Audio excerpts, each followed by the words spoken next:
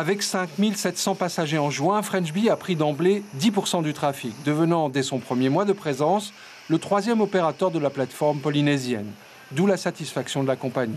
Tout ça se développe plutôt bien. Je crois que l'attractivité du prix, la combinaison avec un produit de bonne qualité et ce formidable outil de travail qu'est la 350 sont les raisons de ce succès. Ce beau départ a été quelque peu terni par quelques problèmes techniques qui ont bloqué des passagers à San Francisco, l'escale californienne restant le point faible de FrenchBee. Le temps qu'on dépanne notre avion, ce qui n'a pas posé de vrais problèmes, on est parti le lendemain. Bon, ça a décalé le vol de 14 heures. La communication doit être rodée. On a hébergé tout le monde. Il n'y a pas eu de gens en situation de détresse, contrairement à ce qui a pu être dit au début. Mais j'ai vu que les journalistes avaient corrigé. Bon, c'est des choses qui font partie de la vie et qu'on corrigera au fur et à mesure.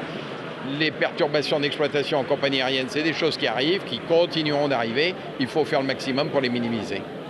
Si l'activité générale de l'aéroport de Fa'a a enregistré une hausse du trafic passager de 7,8% en juin, les autres compagnies ont toutes connu des baisses de fréquentation. Légères pour ATN, qui reste dominante, beaucoup plus sévères pour Air France, avec moins 11%, qui paye peut-être aussi pour les mouvements sociaux qui ont perturbé son activité depuis le début de l'année. Il faudra encore un peu plus de temps pour évaluer les conséquences de l'arrivée de FrenchBee et surtout celle de United Airlines en octobre, qui va secouer le marché haut de gamme, notamment américain.